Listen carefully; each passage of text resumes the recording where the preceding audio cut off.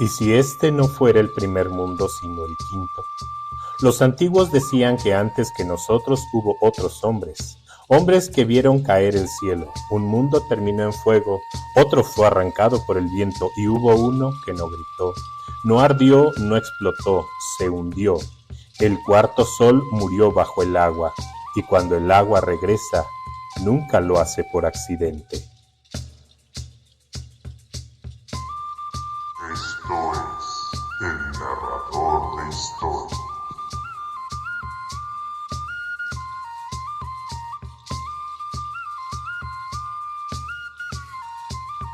Antes de que el mundo fuera explicado con libros, con mapas o con fechas, los pueblos indígenas de esta tierra ya entendían algo esencial: el mundo no es eterno, que nace, que se sostiene, que se desgasta y que cuando pierde el equilibrio vuelve a comenzar. A esas grandes etapas de la existencia lo llamaron soles, no como símbolos lejanos, sino como memorias vivas de lo que ocurre cuando el ser humano olvida su lugar en el mundo. Esta historia pertenece al cuarto sol y también habla de nosotros. Para los antiguos, el sol no era solo una luz en el cielo, era la forma en que la humanidad existía. Cada sol era un acuerdo silencioso entre la tierra, el agua y los dioses, y nosotros los hombres. Mientras ese acuerdo se respetaba, el mundo seguía. Cuando se rompía, el sol caía. Hubo un sol donde los hombres se creyeron invencibles y fueron devorados por jaguares. Otro donde olvidaron escuchar y el viento los arrastró transformándolos. Después vino uno más donde el fuego descendió del cielo y todo ardió. 3 intentos, 3 advertencias. Después de 3 mundos perdidos, los dioses no crearon otro por capricho. Crearon un mundo con la memoria fresca de la caída. Este nuevo tiempo fue llamado Nahui-Atl, el sol de agua. No porque el agua fuera enemiga del hombre, sino porque el agua era la única fuerza capaz de limpiar lo que se había corrompido sin destruirlo del todo. Bajo este sol, el mundo volvió a levantarse con cuidado, como quien reconstruye sabiendo que cualquier exceso puede volver a romperlo todo. Para los pueblos antiguos, el agua no destruía sin razón. El agua no llegaba por enojo, llegaba para recordar. Recordaba a la tierra que volver a respirar después del desgaste, después del exceso, después del olvido, y le recordaba al hombre algo que con el tiempo suele olvidar, que nada le pertenece del todo, ni la tierra que pisa, ni el fruto que cosecha, ni siquiera el mundo que habita. Bajo el sol de agua la vida no regresó de golpe, regresó con paciencia, como regresa el verde después de la lluvia. Si esta historia ya empezó a resonar contigo, suscríbete, activa la campana y déjanos 5 estrellas donde estés escuchando, porque lo que viene apenas comienza. Bajo el sol de agua, el mundo no despertó de golpe. Primero, los ríos volvieron a buscar su cauce, como si recordaran por dónde habían corrido antes de otros soles. Después, las lluvias regresaron a su tiempo, ni antes ni después, justo cuando la tierra estaba lista para recibirlas. La tierra entonces volvió a abrirse, a dar fruto, a sostener semillas sin exigir más de lo necesario, y por un momento, solo por un momento, el mundo pareció entender cómo mantenerse en pie sin romperse. Bajo el sol de agua los hombres trabajaban sin prisa, no porque no conocieran el esfuerzo, sino porque sabían que la tierra responde mejor cuando no se le exige de más. Trabajan durante el día y al caer el sol dejaban que el cuerpo descansara sin culpa.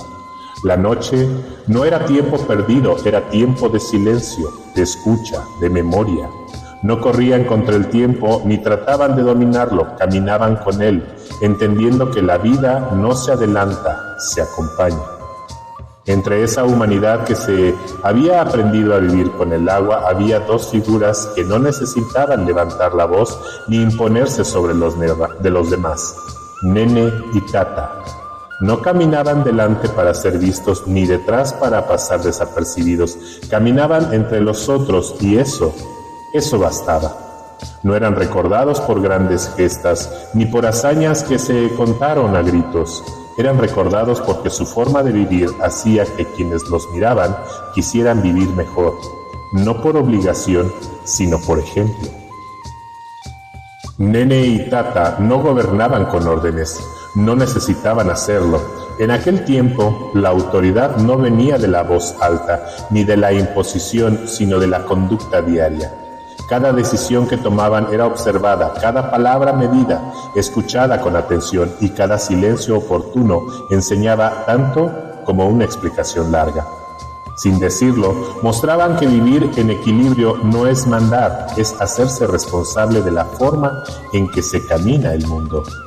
Un día, cuando el mundo parecía estable y nada hacía pensar en un final cercano, Tlacahuac-Textatlipoca los llamó ante sí.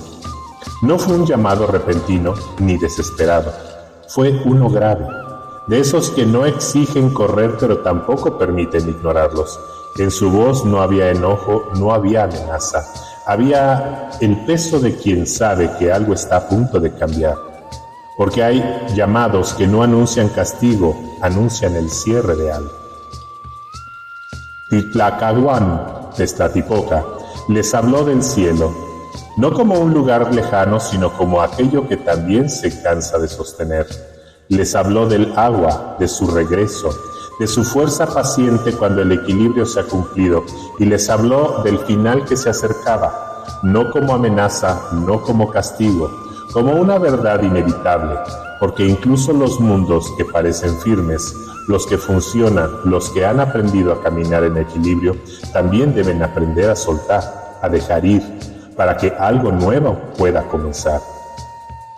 Tlacahuac-Textatlipoca no les pidió un templo ni una fortaleza, les pidió ahuecar un gran ahuehuete, un árbol antiguo de raíces profundas que había permanecido en pie cuando otros soles ya habían caído. No eligió ese árbol al azar. El ahuehuete había visto pasar generaciones, había bebido de las lluvias antiguas y sostenido la tierra cuando el mundo cambiaba. Dentro de él, les dijo, encontrarán refugio, no porque fuera invencible, sino porque sabía cómo resistir sin romperse. Antes de despedirse, Tlacahuac-Textatlipoca les dio una última instrucción. Comerán poco, les dijo, solo una mazorca cada uno. No era una prueba de resistencia, era una lección. Porque incluso al salvarse el exceso rompe el equilibrio. La abundancia sin medida termina pareciendo al olvido. En aquel mundo sobrevivir no significaba tomar más, sino aprender a tomar solo lo necesario. Por eso la medida no era carencia, la medida también era sagrada. El día llegó sin anuncio, el cielo comenzó a caer, no de golpe, sino con paciencia. La lluvia empezó como empiezan las cosas importantes, en silencio, y luego no se detuvo. Hora tras hora, día tras día, el agua fue cubriéndolo todo, los caminos desaparecieron, los campos se borraron, la tierra poco a poco dejó de ser tierra, para convertirse en memoria. No fue destrucción repentina, fue el mundo aprendiendo a soltarse. Pasaron los años, no como pasan ahora, contados, marcados, medidos, pasaron como pasa el agua, sin dejar huella visible. Las montañas quedaron ocultas bajo una superficie inmensa. Los caminos se borraron hasta dejar de ser recuerdo. Los nombres también se perdieron. No hubo arriba ni abajo, no hubo centro ni orilla. El mundo entero se volvió agua. Y en ese silencio líquido la vida esperó a que el ciclo terminara de cumplirse. Los dioses observaron el mundo cubierto de agua, no con prisa, no con indiferencia. Observaron y comprendieron que permitir el final absoluto sería permitir el olvido. Y el olvido era algo que no estaban dispuestos a aceptar. Por eso, no destruyeron la vida que quedaba, la transformaron. Los hombres se volvieron peces no como castigo, sino como adaptación. La vida continuó de otra forma, no igual, no cómoda, pero viva. Con el paso del tiempo, el agua comenzó a bajar, no de golpe, no como huida, sino como quien sabe que ya cumplió su tarea. El ahuehuete, que durante años fue refugio, tocó tierra nuevamente. Nene y Tata salieron con cuidado, como se sale después de un largo silencio. Ante ellos no estaba el mundo que recordaban. Era el mismo lugar, pero ya no el mismo mundo. La tierra había cambiado. Y ellos también. Al salir vieron peces en las aguas bajas, sintieron hambre. No hambre desesperada, sino la que recuerda que el cuerpo sigue vivo. Después de haber esperado tanto, encendieron fuego, un gesto sencillo, antiguo, humano. No pensaron en dioses ni en ciclos, pensaron en alimentarse, en continuar. Pero incluso los actos más simples, cuando un mundo acaba de nacer, resuenan más lejos de lo que uno imagina. El humo comenzó a elevarse lentamente. No buscaba llamar la atención, simplemente seguía su camino hacia el cielo. Los dioses lo vieron, no como una ofensa, no como un desafío.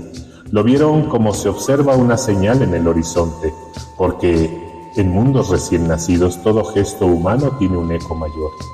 El humo les recordó que algo había quedado incompleto, que el ciclo aún no se cerraba del todo y que para que el equilibrio regresara algo debía corregirse.